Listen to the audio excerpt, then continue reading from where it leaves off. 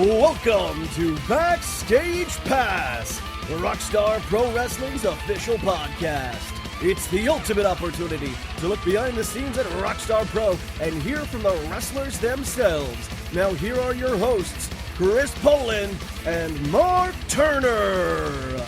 Greetings and welcome to yet another episode of Backstage Pass here on the Rockstar Pro Network. Absolutely. And on Spreaker and YouTube, you know. All that good stuff. For the cheapskates. Cheapskates? Yeah. I don't know about that. For the people who don't subscribe to the network. I like to watch it on the network, and then I like to listen to it on all the platforms. I'm sure you do. That I hey, do. I appreciate the hits.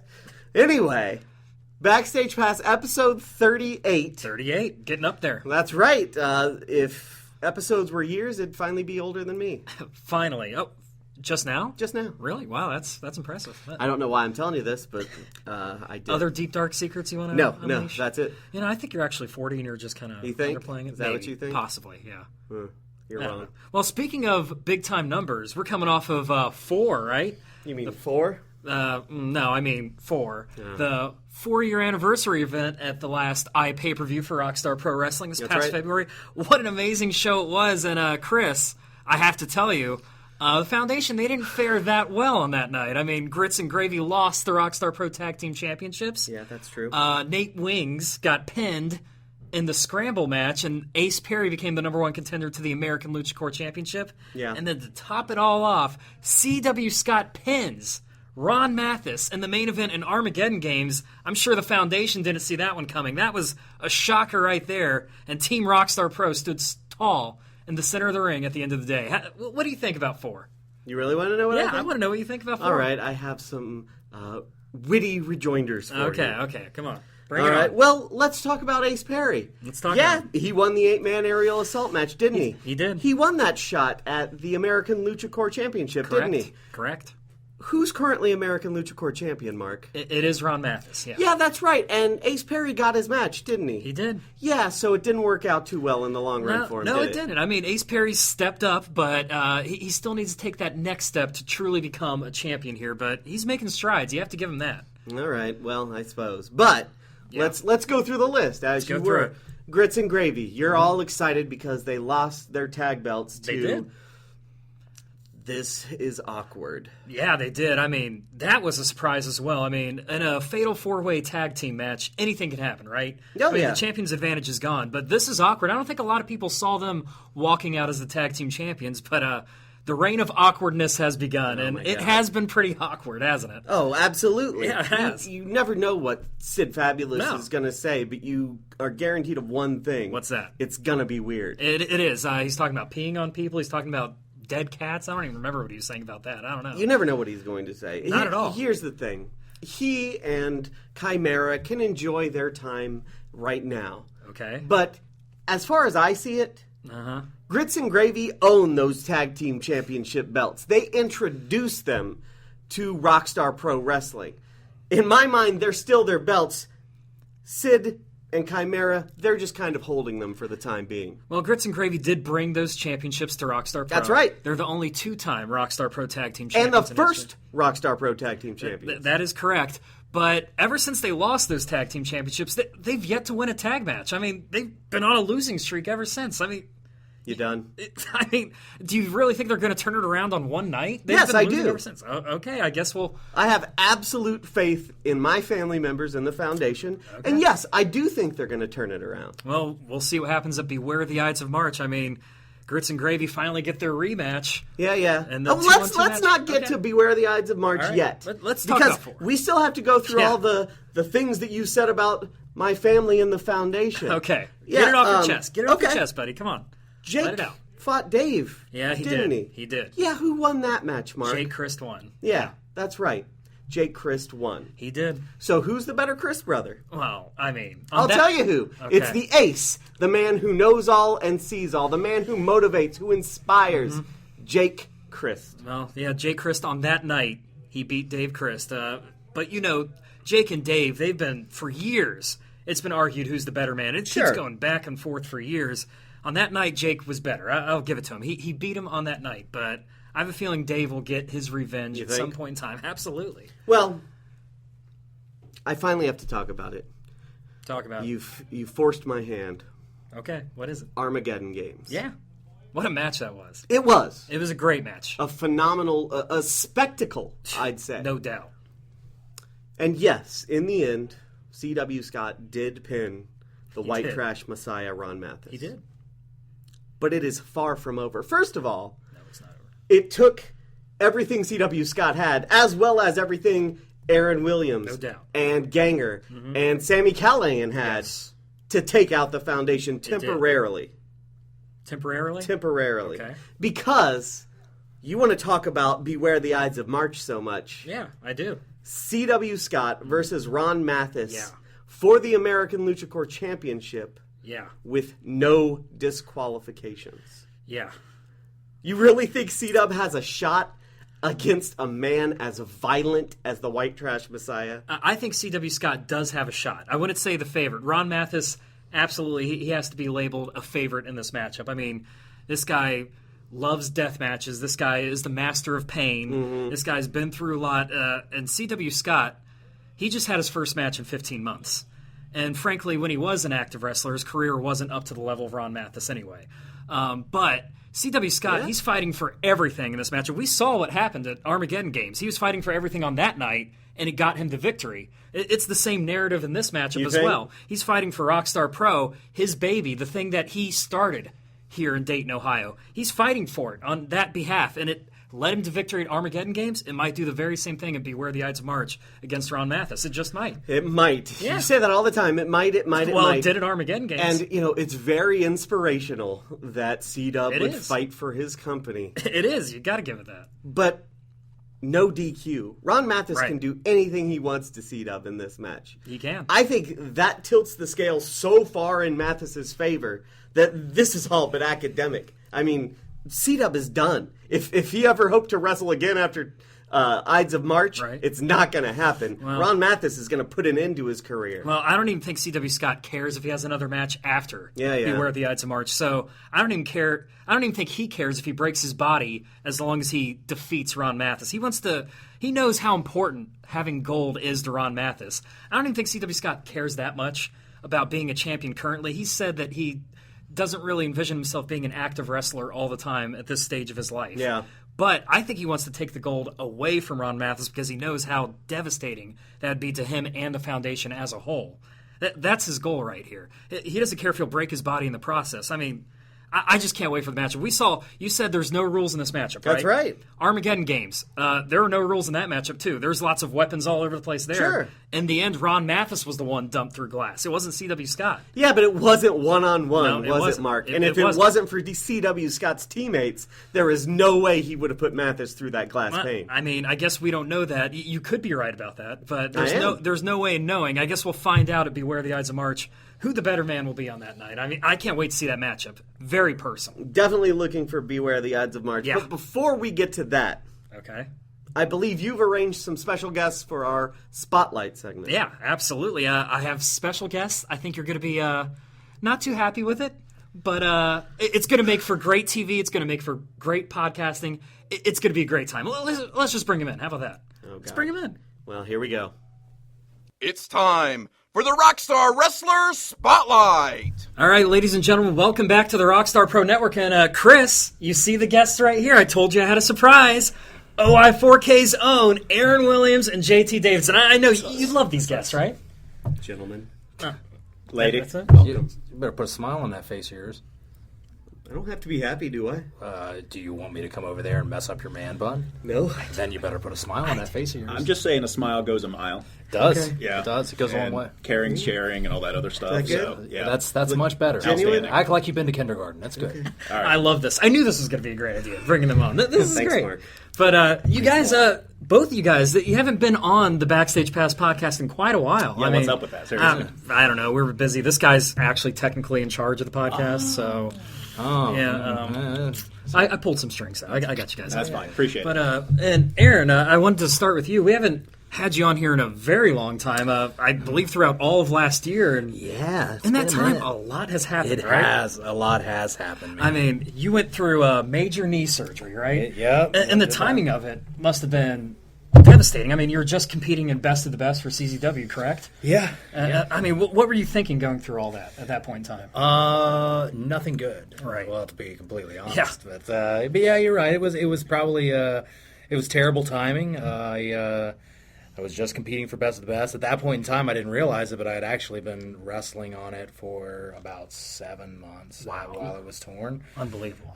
So, like, I don't know if you remember that, like, series of matches myself and Kris did, where all of them were, like, almost an hour long or something. All that happened on one leg. Unbelievable. So, yeah, like, I guess I'm kind of tough or I'm really stupid, one of the two. You're the baddest man alive, I know that. Yeah, but I think... It mostly really took a toll mentally more than anything else because you don't really understand how rough a thing like that is. You go from doing your job three or four times a week to then just sitting at home, waiting for your knee to stop being swollen and you can move it again. So it sucked. Yeah, and you talk about what you're going through mentally during that. When you made your comeback, a lot of people said you're coming back way too soon from that, correct? I was one of them. He was saying that a lot on commentary. How's it feel being wrong? Just curious. I wouldn't know. You wouldn't know? Oh, didn't I win the Rockstar? Yes, that's what I was getting. Didn't I? I won the what was the other thing I did? Rockstar Pro Tag The Team Rockstar Pro. Oh yeah, those two. And there was something else, some kind of tournament. Cicero Cup? Yeah, the Cicero Cup. Yeah. Did all that. You're so humble. Seriously. Did you know that the Rockstar Pro Wrestling record books pretty much start with me? I did actually, because this is the house that Aaron Williams built. Oh, it is that. Dang it! That first brick. I would like to say I forget about that, but I don't. I've been on plenty of road trips with you. You don't. Well, I think we're kind of getting an answer to my next question. I was going to say, when you were coming back from injury, what was your thought process there? Did you lose any confidence? Sounds like you didn't, though. Well, I mean, I can't say I didn't. I mean, I was a little worried coming back because when you come back from a big injury like that, having dealt with all the mental stuff that goes along with it, the last thing you want to do is go right back into it. So I was hesitant about a lot of things, and I had to rely on more of my other aspects than stuff that I was used to doing, like frog splashing people and insulting people and stuff like that. Had to kind of tone down on that. And some people don't realize you kind of need your knee for those things. Yeah, you do. It's kind of a pain in the butt, to be completely honest with you. Or the leg. Or the leg. Very, very logical point there. I'm just saying. So, yeah, I mean, there was a period of time, and I think I was back like 2.5 months after the surgery. Crazy. So there was a period of time where I was like, very cautious about everything I did. Now that we're, what would be, like 10 or 11 months later? Yeah. Almost a year. Yeah, it'll be a year, April 27th. Now I'm starting to feel a little bit more like my old self again, and getting some of them flashy things in, as long as I don't just decide to do like a plancha and land on my butt on concrete. Right. Yeah, you should stop doing that. Yeah, I definitely should stop doing that. That was the pain in the butt. That was the pain. Comes back, ladies and gentlemen. But, coming back from that, some people, sitting to my left was one of them, doubted you coming back from the surgery, but when you won the Rockstar Pro Championship, like you said, winning the Cicero Cup, winning the Tag Team Championships, that answered all questions right there. You're badder than ever, right? I am badder. That had to feel really good. That had to feel like quite the accomplishment, winning the Rockstar Pro Championship specifically. Yeah, I mean, I can't lie. It felt great. It's almost indescribable to some extent. Like the first time I won it, it was, it was great, but it was not as great. Like now, I mean, I think we were like 2 years into Rockstar at that point in time, something like that. Second Rockstar champ ever. First one that anybody cared about, but the second ever. Got him. But the second one ever is quite a statement. But at that point in time, we weren't the company that we are now. Correct. We've grown a lot since then. Yeah. We now have a world title, which sure I would have loved to have been the guy that made that happen. But it's all right when it comes back. I'm sure it will find its way back to a killer one way or another. Absolutely. And let's not forget, you won the championship from Ron Matheson. In the process, you stopped him from breaking your record as the longest reigning champion in company history. I mean, high spot. all of it worked out. But at the same time, you were tag team champions with Jake Crist, who we will talk about a lot during this, as the Baddest Killers Alive. What was that like, teaming up with Jake at that point in time? At that point in time, it was great. I mean, I had a great time. I mean, we've both been on tons of road trips with Jake. I mean, in a lot of ways, we've kind of grown up with Jake. This whole ordeal that he has pulled off with the foundation and everything like that. Don't shake your man bun over there. I can see you. All of that it completely came out of nowhere for one. And it's a huge disappointment because, to be honest with you, I don't even know what he's doing. Like, have you figured it out yet? I grasping at straws. I can't figure it out because, like, he keeps saying he's trying to make Rockstar better and everything like that. So what are you trying to do? Like, are you trying to eliminate those of us who have made Rockstar what it is? Maybe you can answer this question for me. Can you answer this for me? All I have to say is this.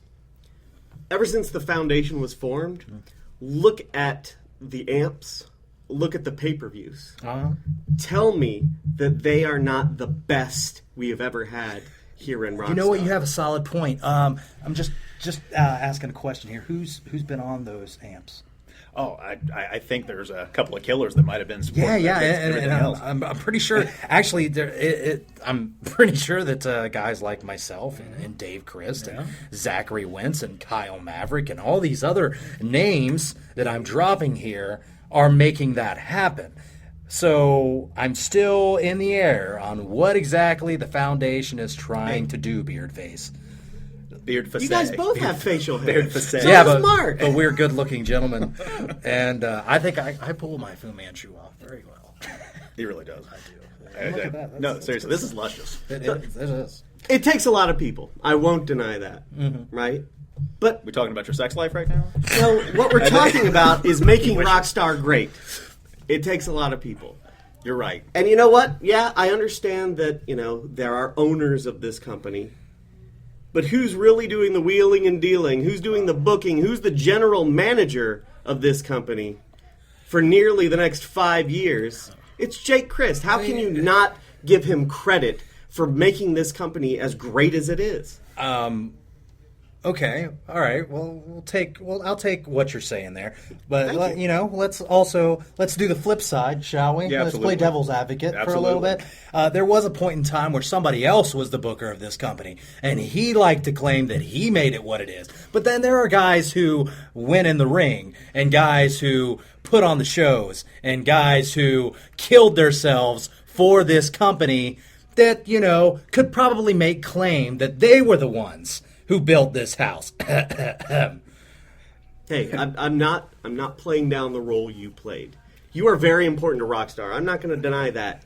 But Jake Crist is not some douchey surfer. Okay? Jake Crist is a champion. Jake Crist is an amazing businessman. Jake Crist is the leader of my family, the foundation. You know what? He was a leader. He was. I'd say he was probably the leader of another family at one point in time. I was going to say, speaking of family, OI4K, they're always known as a family, right? Family versus family. Is that what's going on here? Well, Jake Crist is really about family. The problem with their family is that tree doesn't branch. You know what I'm saying? I'm straight as an arrow. Is all I'm saying. Really? Anyway, since we're talking about Jake Crist here, it's an incest joke. I got it. That's what I was making there. Thanks for that, Jake. Cousins and stuff. Yeah. That's. Since Yeah, we're talking sorry, about, go ahead. Since we're talking about Jake Crist, let's go back to that night, December 9th, when Jake Crist super kicked his brother Dave in the head and formed the foundation. I mean, what were you guys thinking when that happened? I was thinking that Dave had 2 concussions the night before, or the week before. Yeah. That Friday, he had, you were talking in the course of a week, Dave had, was it 3 concussions? Yeah, it was bad. And he was gone for a month. A lot of people think that, he wanted to take some time. No, he had concussion syndrome. Right. And I don't know if you've been paying attention to the NFL, things along those lines. Concussions are nothing to, take lightly. Right. But a month later, who jumped back in the ring? A month later, who came back to take on his brother? Absolutely. And to take on the foundation? It was Dave Crist. That's but right. let's also not forget who was in the ring that night as well. And that was the baddest man alive. That's right. We are here, and we will be here. And you talk about that 5-year contract that Jake has. Yeah. 5 years is a long time, and a lot of things can happen. Agreed. That is a statement that I want you to understand. A lot of things can happen in 5 years. A lot of things can happen in 5 minutes here at Rockstar Pro. I get that.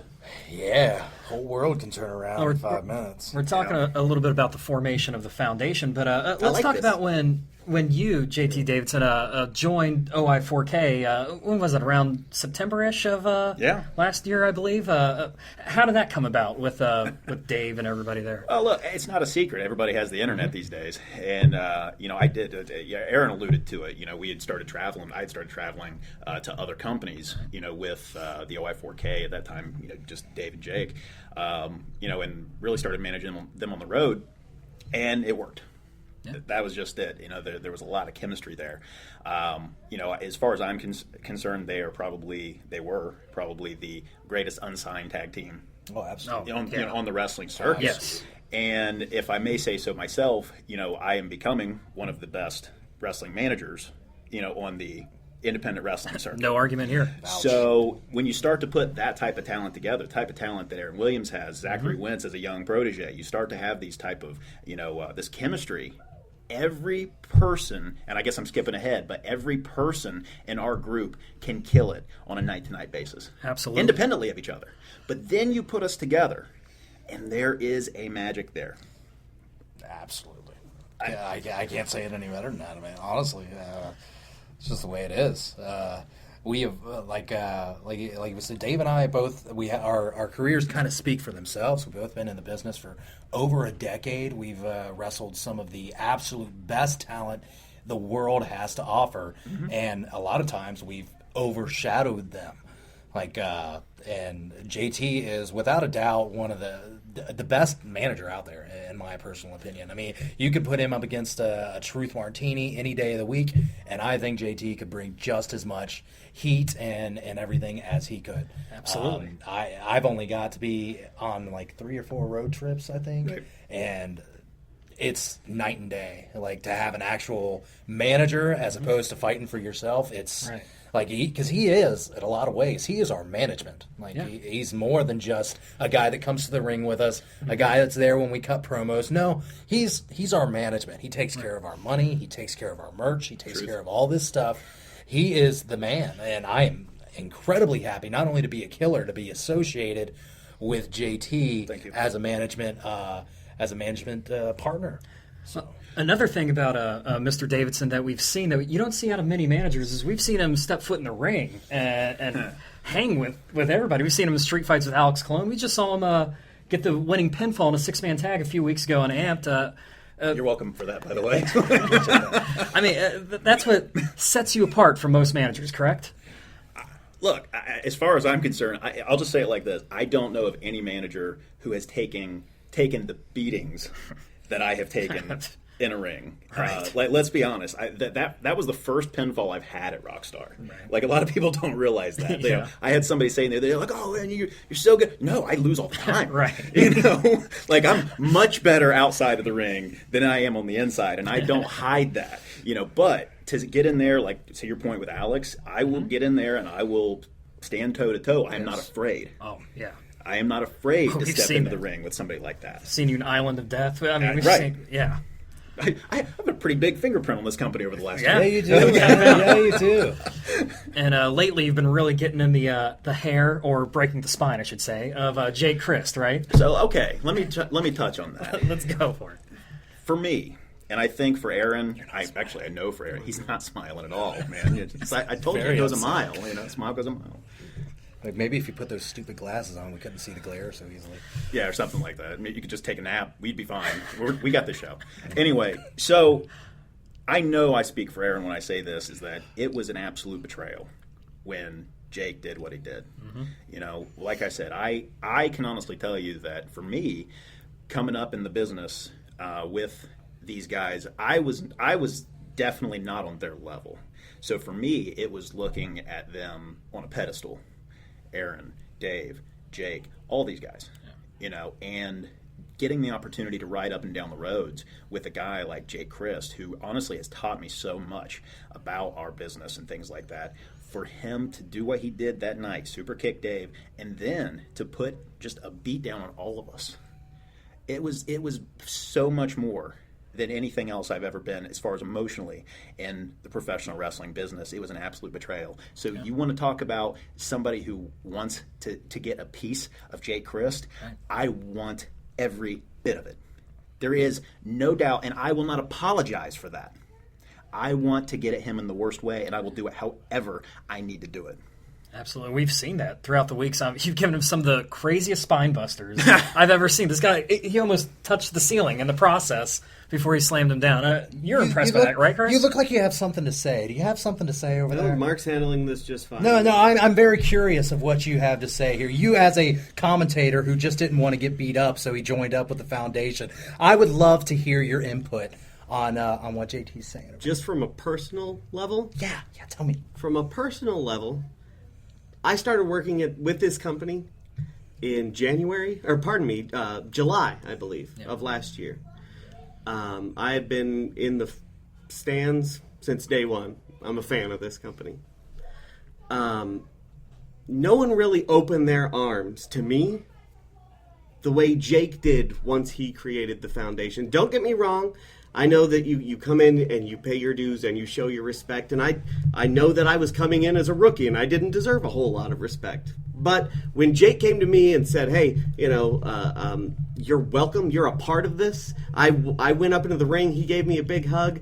No one has ever treated me that way here at Rockstar. He gave me a home and a family in a way that I wasn't getting from anyone else. Well, Jake... That's very emotional and very nice. It's okay. It's all right. It's okay. We're gonna recover. It's all right. It's all right. Now, would you like to know what I felt about it? Would you like to know? Sure. Because you're gonna tell me. That was. Oh yes, right? You're absolutely right. I'm gonna tell you because you said you've been here for 2 years roughly, something like that, right? Not even that. Not even that. So you've known Jake for a year and a half, roughly. I met Jake in 2006. I have been up and down the roads with Jake Kris. I have had matches with Jake Kris where we nearly killed each other and then hugged after it was over. I have been to Jake Kris' house. I have slept on his couch. I have been to dinner with this man. I have met his family. I have been family with this man. And on that night, he took everything that I trusted, everything that I loved about him, and he kicked me in the face and laughed and then welcomed you and the rest of your foundation douchebags into this stupid little clique where he's trying to push guys like me out. So you want to get emotional with it. I can get emotional with it. And I'm going to get real emotional at the Ides of March this Friday. Say something, JT, because I'm about to lose my mind over here. You're lucky. Get your shark cartilage. You're lucky that Mark Turner is between you and him right now. Don't want me to stop anything. No, I'm a professional, man. But I ain't going to hurt you. But we have a big pay-per-view coming up on Friday. And it will be the baddest man alive, one-on-one, with the leader of the foundation, Jake Crist. And I only have one prediction, and that is the baddest man alive is going to show why he is the franchise player here in Rockstar Pro Wrestling. Dang, Skippy. Does it sound like they're ready for Beware of the Ides of March right there? All right, I'm sorry. I got a little bit emotional there. You did. You got a little bit emotional there. A little bit crazy because I can't help it being. It's an obligation I have. This guy's being the cream of the crop, baby. This guy's had a cup of coffee in the business. Thinks he's something. Can we wrap this up? I mean, we only have so much time. Okay, I guess. I thought you had questions for us. Yeah. I'm cool, man. I'm not going to reach over Mark Turner and pull your hair. Don't worry about it. You say it's your show, right? So go ahead. If I made you feel uncomfortable, I'm really not sorry. But if it'll make you feel better to hear me say I'm sorry, I'm sorry. Maybe we play T-ball with that man bun. That's right. So you want a question? You want me to give you a question? Yeah. Ask away. Isn't this a podcast? This is like a an interview? podcast, yeah. Well, I mean, Mark booked you. I figured Mark would take care of it, but you've talked a lot about the foundation, right? You've talked a lot about OI4K. Obviously, a lot of butting of heads there, right? A lot of people are saying that Beware the Ides of March is, I think, significant in determining the future of this company, the future of Rockstar Pro. I'd like to get a little bit about your input on that thought. I feel like that's, saying, hey, the tablecloth is black. It's like an obvious thing to say. Yeah. What night in the past, 2 months, has not been significant for the future of Rockstar Pro Wrestling? True. Now, that's not to devalue Beware the Ides of March, any way, shape, or form. This is a big pay-per-view show for us. But if any of the interactions had not happened, if any of the defenses had not happened from us to the foundation, I'm pretty sure that we would be looking at a very different company right now. Yes. Am I right? Yeah, absolutely. Absolutely. So, when you say that it's this, monumental time, you're right. It is. Yeah. But to me, you look back at things like World War II, and there was a lot of battles. Yes. A lot of battles. And they went both ways. Mm-hmm. But I'm here to tell you that the OI4K and the Rockstar Pro Wrestling roster are going to be victorious in the war. So you're the allies in this analogy? What's that make us? The bad guys, Yeah. pretty much. Yeah. I mean, I don't know why you would think otherwise. I mean, you go out in front of a crowd, what do? They boo you, right? This isn't the WWE. You're not Roman Reigns. I know I'm not. You're definitely not John Cena. So, I mean, you're the bad guys. They don't like you. They don't like the way you guys are doing things. They don't like the way you guys are interfering in matches. They don't like the way you're cheating. They don't like any of that. And as a matter of fact, I don't know how you can stand up here as a man who's been taught his lessons by his parents, I imagine, and say that you're okay with it. Well, I'm sitting, first of all. Well, okay, you're sitting. Secondly, I mean, yeah, you have the Rockstar Nation's adoration, right? You have their love. I'm sure they kiss you on the cheek just like they do Clayton Jackson. But I'm not sure if I want that sort of adoration. Oh, really? From these guys. You don't want to be thanked for all the hard work you put into it. I don't know. I don't know how far I trust the Rockstar Nation, honestly. Well, talking about trust, I mean, Jake Crist, this guy is talking about the foundation being family, right? Yeah. Well, the fact of the matter is, Jake Crist kicked his own family in the head by forming this so-called family in the foundation, right? Yeah. And now a real family in the OI4K gets their chance to get their hands on Jake Crist, and I can't wait to see what happens, right, guys? Oh, yeah. It's only a few days away. That's right. So now we can wrap it up, right? Finally. Let's go to the outro segment. I'd like to thank JT Davidson and Aaron Williams of the OI4K I very would much like for to being thank part of the you, show. Mark Turner. And one last question: where did you get the shark cartilage? I got it at the local supplement store that I have. Well, I mean, you should definitely pick some up. It's good for your joints. Yeah, let's talk about this later. Okay, Yeah. let's cut. Oh, wait a We'll go minute. there. I expect a handshake, sir. Hey, from what I hear, the foundation is just too sweet. For life, brother. Well, you know something, dude. Yeah. If you're going to come down to Rockstar Pro, baby, you better eat your vitamins. You better say your prayers. And I'm just joking, because everybody knows I don't really do any of that stuff, dude. NWO, brother, for life. Chris Poland's totally Vincent. He's like the Virgil of the NWO. Take some more. All right. Drop the mic. All right. Yeah. See ya. Had enough Backstage Pass? Too bad! Here's more! Well, there you have it. OI4K's own JT Davidson and Aaron Williams. Absolutely. It sounds like Aaron Williams, he's ready for Jake Crist to Beware the Ides of March. Wouldn't you say so? Yeah. I mean, that's going to be a great matchup, right? Yeah. I gotta stop letting you arrange guests, Mark. I mean, it was a great show, wasn't it? That was a great guest. The last 2 times you've booked guests, they've just come in here and personally attacked me. And C.W. Scott, last time he was the guest, it led him to a victory at Armageddon Games. Maybe Aaron Williams will you think? have a victory, yeah. You think you're their lucky charm? Maybe I am, or maybe they're just that good. I don't know. We'll see. Well, let's talk about Beware Let's do it. the Ides of March. Coming up Absolutely. Friday, March 4th. That's right. Right here at 1106 East 3rd Street in beautiful downtown Dayton, Ohio. Beautiful. Stunning. Doors open at 7. Yep. First bell at 7:30. Absolutely. It's Beware the Ides of March. Let's look at this card. Let's do First off, I don't think they have a match scheduled yet. Okay. But the rumor is the Hooligans will be returning at Beware the Ides of March. We saw the impact the Hooligans made the last time they were here. I mean, yeah, I can't not wait big fans. I can't wait to see them again. I mean, these guys are they love to fight. These guys love to brawl. These guys, they're not the prettiest looking. They don't have that typical Vince McMahon body. Are we allowed to say his name here? I don't know. I just did. We're not editing. I don't want to see any wrestler that has his body, really. You know what I meant. The Vince McMahon, he likes that certain type of build, right? Sure. They don't have that. But these guys love to fight, and these guys are great at professional wrestling. I can't wait to see them here. Speaking of guys that love to fight. Yes. Who's that? My boy. Oh, boy. I should have known who's leading that. Hey, watch your glasses there. Alex Colon from the Foundation taking on Ganger. Now, these are two guys who like to go at it hard and heavy. This is going to be a brawl. Yeah, absolutely. And did you see the end of Amped a few weeks back when, at the end of the show, Ganger came out and got right into Colon's face? Yes. Ganger, that guy looks like a man on a mission. This guy wants to throw Alex Colon all around the building, all throughout the ring, everywhere. I can't wait to see it. Well, I see it a little differently, but I'm looking forward to it as well.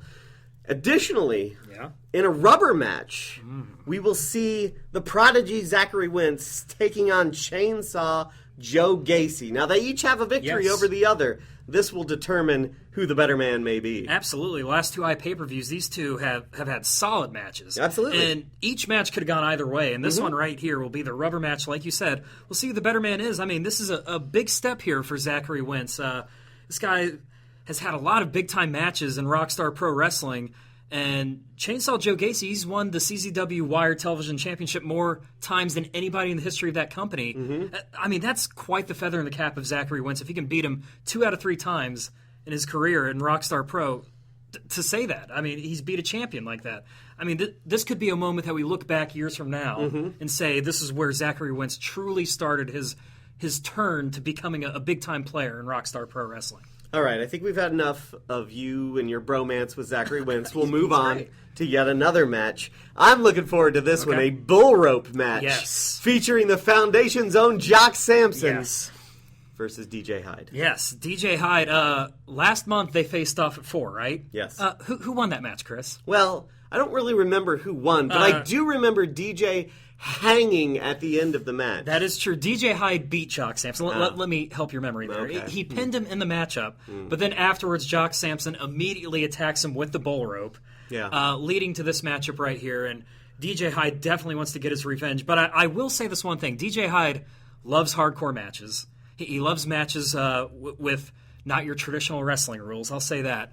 But Jock Sampson, this is a bull rope match. Yeah. And Jock Sampson is a master of the bull rope, isn't he? Master of the hip toss, master of the bull rope. What's DJ master of? The lariat? Wearing a fruity little coat? No, he's the master of the lariat. I'd take a lariat over a hip toss any day. Would you?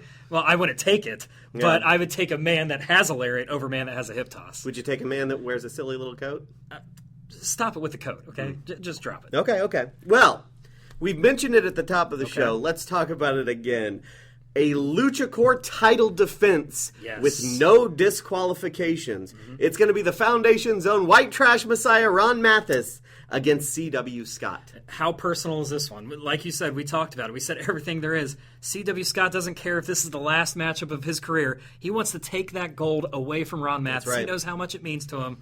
This is as personal as it gets. We've seen Ron Mathis, this guy, he's losing his mind at just the thought that C.W. Scott pinned him at Armageddon Games, right? That's right, and there is very few more powerful motivators than revenge. And Mathis wants his revenge on, as he calls him, that money mark, C.W. Scott. Well, yeah, he does call him that. I mean, that's disrespectful. This is one of the guys that helps write his checks. But Ron Mathis, I mean, this guy, like you said, revenge can benefit him in a way. But at the same time, he better watch it. He better focus on the task at hand and not get too out of control. Hey, because he's a part of the Foundation. Oh, okay. Jake Crist knows how to motivate. Jake Crist knows how to take men's aggression and focus them with laser precision. Yeah, because he sees, the bigger picture? Yeah, you got it. You're learning. Well, you tell me time and time again. I guess I have to say it sometime. Well, let's focus again on tag team title action because finally,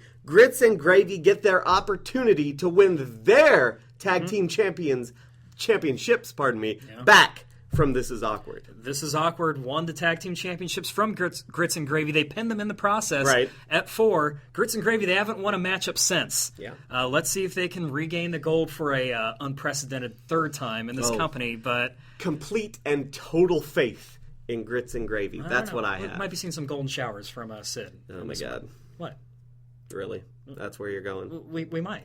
Well, let's talk about the brothers Crist, because both are going to be in action. I know which one you're most excited about, probably. Dave Crist is going one-on-one with Jonathan Gresham, and for those that haven't seen Jonathan Gresham, this guy is a tremendous wrestler. This guy can take it to the mat like very few can in this industry, and of course we know what Dave Crist is capable of inside the ring, flying high above the ring and everything. These two will match up so well. This matchup could easily steal the show at Beware the Ides of March. It's going to be a great matchup. Yeah, we both know I'm no huge fan of Dave. Of course. However, I do have to say, these are two technicians in the ring. No doubt. And I'm very excited to see that, actually. Yeah, that's going to be a great matchup. But you know what I'm even more excited about? I think I have an idea, but tell me. Yeah, you do, because the Baddest Killers Alive explode. They do. As Jake Kris will most certainly defeat Aaron Williams for nothing more than pride and to prove that the Foundation is dominant in Rockstar Pro. Well, Aaron Williams, I mean, this guy, Aaron Williams and Jake, these guys were tag team champions together. Ever since Jake, that fateful night, turned on Dave Crist. December Williams, 9th. Yep, December 9th. You have that date stamped in your brain, I do. You? Yeah. I'll never forget. Aaron Williams has been wanting to get his hands on Jake ever since then, and the OI4K Foundation feud continues in this matchup. We heard from Aaron Williams earlier on the show. We heard from JT Davidson earlier. JT Davidson could play a role in that matchup. You never know. You think? Would you get upset about that? Well, I mean, at this point, everything the Foundation's done. I mean, turnabout's fair play, as they say at this point. Okay. No doubt about it. I'm sure Jake has a plan up his sleeve as well. I'm sure he'll have you better believe in the back to help him out in this matchup as well. You better believe Jake has a plan. But this matchup, no doubt about it, all you have to hear is Jake, Kris, and Aaron Williams. You don't even need a backstory. These are two of the best at what they do in the whole world. When it comes to professional wrestling, I can't wait to see this matchup. It's going to be great, and it all happens on Friday, March 4th at Beware the Ides of March. Absolutely. So, unless you have anything else to add, Mark. No, I'm ready. We hope to see you at Beware the Ides of March. We hope to see you each and every Wednesday. Absolutely. Here at Amped. And thanks for listening to the Backstage Pass. Thanks for watching on the Rockstar Pro Network. Why am I whispering? I don't know, man. Let's just get out of here. Weird. That's all for this episode. Be sure to come back for another edition of Backstage Pass, Rockstar Pro Wrestling's official podcast.